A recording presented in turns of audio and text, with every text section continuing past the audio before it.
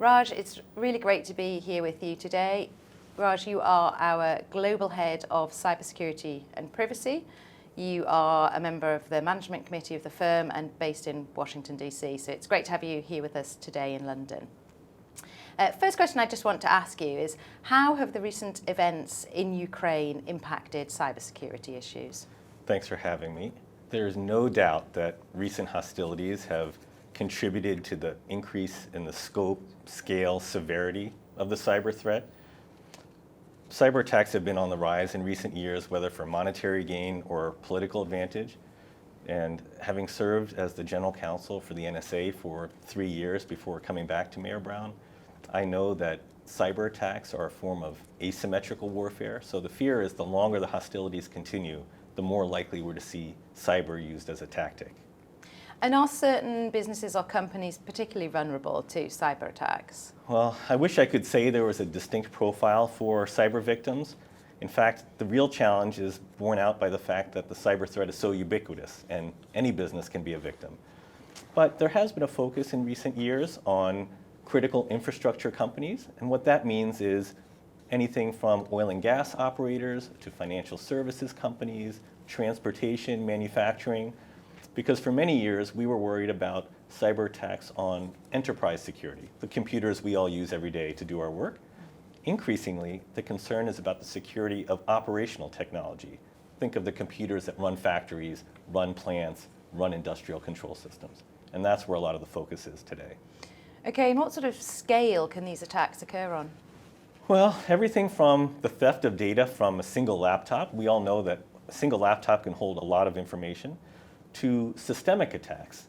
One need look no further than the attack on the Colonial Pipeline a year ago, which in the United States ended up shutting down the delivery of gasoline to the entire east coast of the United States for several days. And when gas isn't available for cars for several days, that clearly is a wake-up call to the entire public that cybersecurity can impact us in a very day-to-day way. And who is it that's carrying out these attacks? Where are they originating from? Well, that's a good question. 10 years ago, most people would have said cyber actors, cyber threat actors really fall into a few different buckets. There are nation-state actors. Think of Iran, North Korea, Russia. There are criminal groups who conduct these attacks to make money. And there are individual actors or hacktivists who may have some other agenda.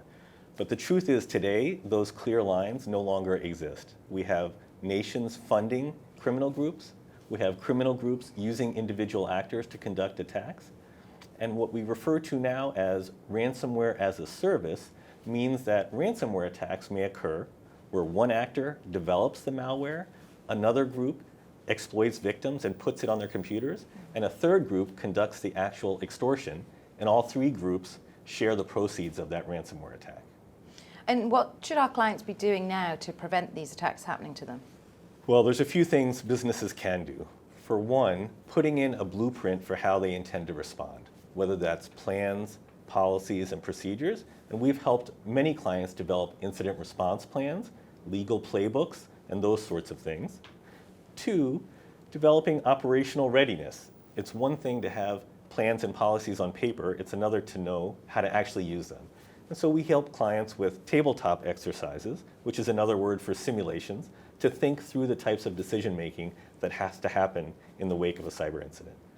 And then third, getting a team in place. So not just your outside lawyers, of course, but the forensics firm that will be needed to conduct the investigation, the communications firm a victim may need to communicate with the public, the e-discovery firm to go through the data that may have been exfiltrated by the threat actor, and a negotiation firm. After all, one has to think about who would actually communicate with the threat actor, pay a Bitcoin ransom, and do all the practicalities if a ransom were to be paid.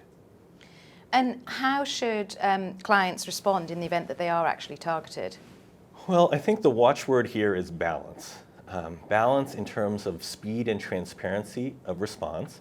On the one hand, it's important for victims to respond quickly and decisively. But on the flip side, it's important not to rush into a response until sufficient facts are known. Balance in terms of thinking through the consequences of an attack, not just legal, but obviously operational consequences, financial consequences, reputational consequences. and balance in thinking about stakeholders who are impacted by any cyber attack, not just consumers, but potentially employees, counterparties, regulatory authorities. So as a victim thinks about the various ways to respond to an attack, it can really help to have an experienced hand helping through that, thinking through that balance. And are there any legal remedies available to deal with these situations if you are attacked? Well, the sad reality is not many. We have seen some government authorities assist with the recovery of ransom payments. For example, in the US, the FBI assisted with the recovery of several $1 million in the wake of some high-profile attacks. There are insurance policies that cover certain types of cyber incidents, and victims may be able to recover some of the losses.